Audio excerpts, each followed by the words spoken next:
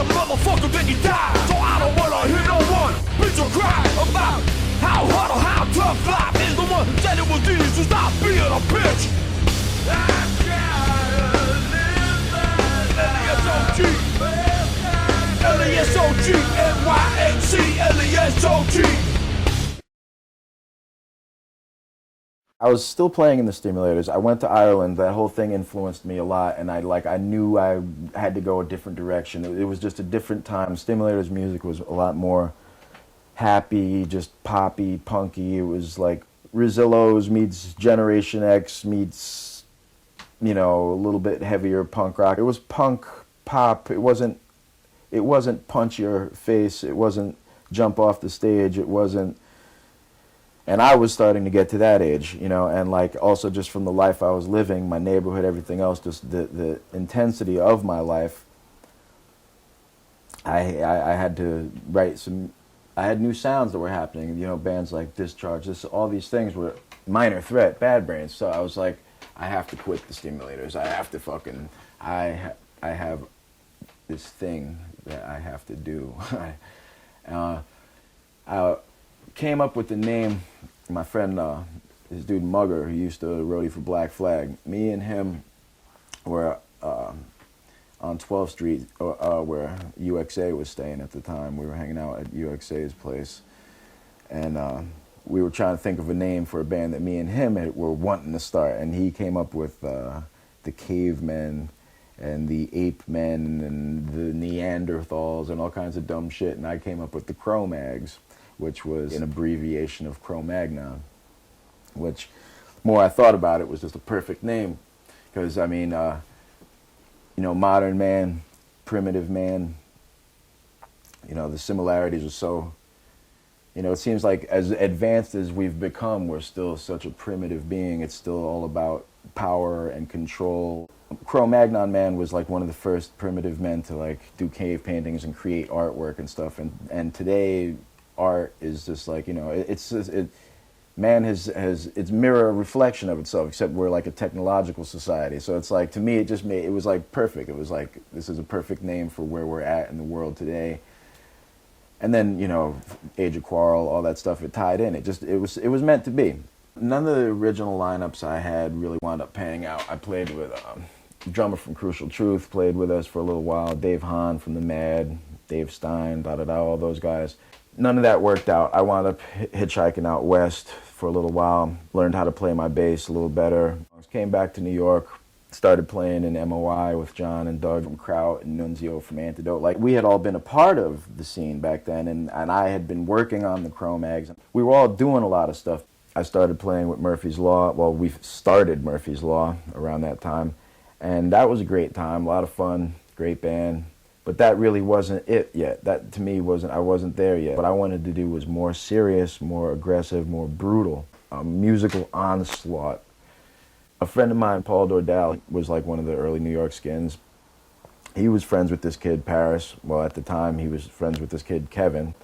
And he was like, yeah, no, I know this dude. He's a real good guitarist. You might want to meet him. He's not really a hardcore kid. You know, he's not a skinhead. You know, he definitely ain't, you know, a punk rocker or nothing. He's a really good musician. He played just about anything. Turned out he was a big Stimulators fan.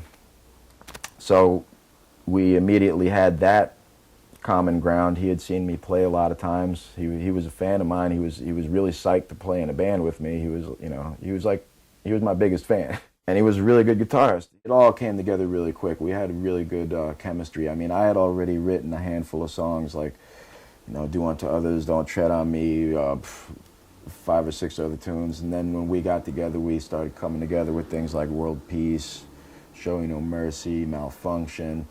We had a really good thing musically. You know, we locked in very well.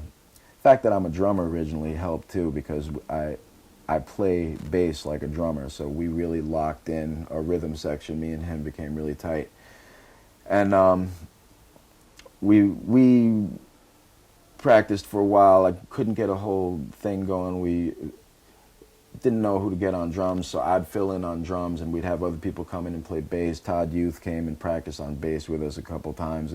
Actually, the first gig we did with me in Paris, actually, Roger Merritt played bass with us. and Eric Casanova sang. I played drums and Paris played guitar. And so we were trying to put together the lineup, and Paris suggested that maybe we approach Mackie from Frontline. And I really didn't know if he would be interested. They were probably one of the only other bands that were the same type of vein as us at the time, like kind of Bad Brains-ish, a little bit Motorhead influence, like they were in that same vein.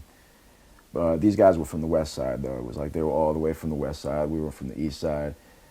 There used to be kind of a beef, West Side, East Side beef, not with us, but with a lot of the other kids, you know.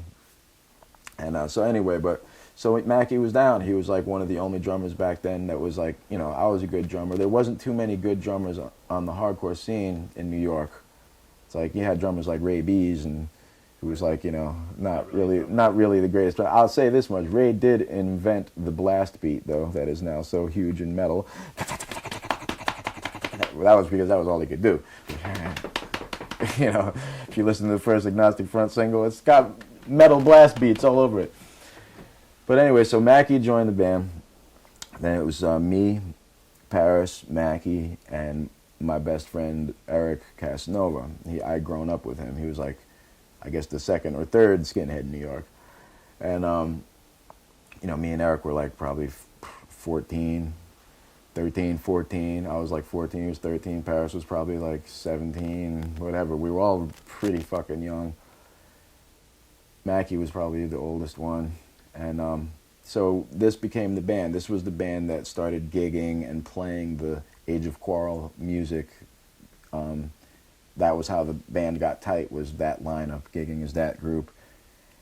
Then Eric wound up having to leave the band because he had some family things that came up that he had to deal with and shit. And then we started auditioning singers, and we actually auditioned Roger and Jon around the same time. I don't even think it was so much because he was like a better vocalist or whatnot, but Jon's a really good salesman. He knows how to sell himself really well. He'll sell you to fucking Brooklyn Bridge. He was a dynamic front man. I mean, Roger was too, though. So I'm just saying, you know, it could have gone either way. I'm just saying the reason Jon got the gig, I just want to make that very clear. He got the gig because he was a better salesman. He had a better pitch. I was a huge Bad Brains fan. Jon was a huge Bad Brains fan. It wasn't even so much that he was a better frontman, but I was aware of the fact that someday I wasn't going to always want to be stereotyped as, I just didn't want to get lumped in as just strictly a skinhead band or a strictly, of course then eventually we got lumped in as being a Hare Krishna band, so no matter how you cut it. NYHC